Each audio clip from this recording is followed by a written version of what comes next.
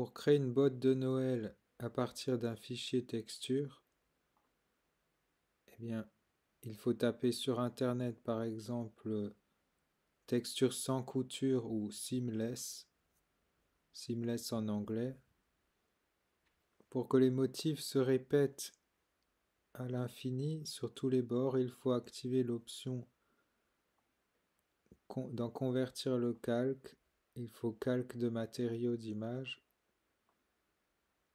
Ensuite, sur cette icône, activer le mode carrelage. Et donc on s'aperçoit que l'image se répète indéfiniment. Ensuite, dans ma banque de matériaux, j'ai un dossier ici avec tous les matériaux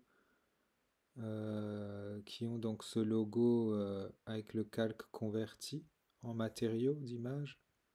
Et donc je vais sélectionner le calque et je vais l'intégrer ici. Et donc il va l'ajouter. Et ici, je vais pouvoir faire la même opération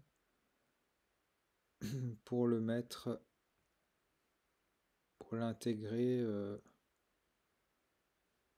ici dans mon image. Mais par avant, je dois créer un masque. Donc je vais sélectionner une zone au lasso. Donc je suis sur un calque qui est vierge. Je vais présélectionner la zone qui va me servir de masque. Ensuite, dans ma bibliothèque, je fais glisser ici. Et donc, on s'aperçoit que le masque est créé là. Donc attention, comme vous avez sur cet onglet là, soit vous sélectionnez ici, donc en cliquant, eh bien, on s'aperçoit que ça ne va pas, ce n'est pas pareil. Là, je vais pouvoir agrandir le masque. Et ici, je vais pouvoir toucher le masque ou dessiner dessus, mais seulement s'il est pixelisé. Donc il faudra cliquer sur pixeliser le calque, mais ça c'est une action ultérieure. Donc ensuite, pour créer une torsion sur la chaussette, eh bien je vais utiliser, donc je ne reste pas cliqué là-dessus, je clique là-dessus, et je vais utiliser l'outil transformation de maille, et là je m'aperçois que je sors du masque, donc ça ne m'intéresse pas. Donc en fait, il faut tout simplement décliquer cette option. Donc ça ne doit plus être lié le masque au calque, ça c'est l'option que je dois décocher. Et donc ensuite le maillage va pouvoir s'effectuer là-dessus, mais avant il faut pixeliser bien sûr. Donc je pixelise. Là, donc ce n'est plus un calque de matériaux, il est pixelisé. Et je vais pouvoir appliquer la maille. Donc il va reprendre l'ensemble parce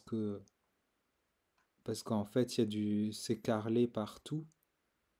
Donc ça, une fois de plus, ça ne m'intéresse pas. Je dois cibler encore la zone. Donc je vais prendre un rectangle assez ample et je peux enfin travailler sur un maillage qui est en plus derrière le masque. Donc très intéressant pour faire une torsion.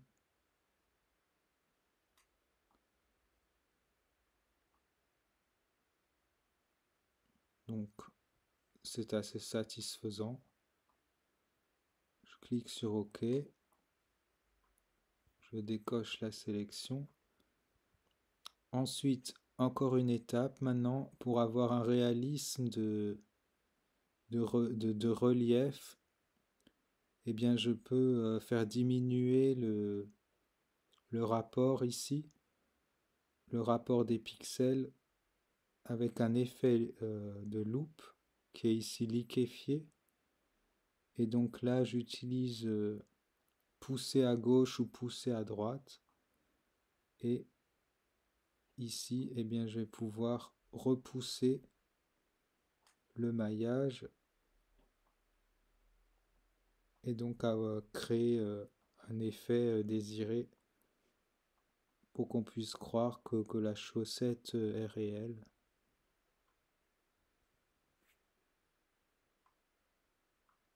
Donc, il faut faire attention, là je fais de haut en bas et ici de bas en haut. Sur masque et j'utilise la gomme. Et donc,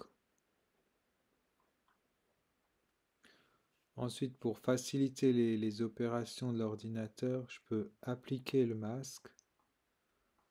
Je peux parfaire avec l'outil assombrir de densité noire et ajouter de l'éclat. Visitez ma chaîne Clip Studio pour voir d'autres tutos.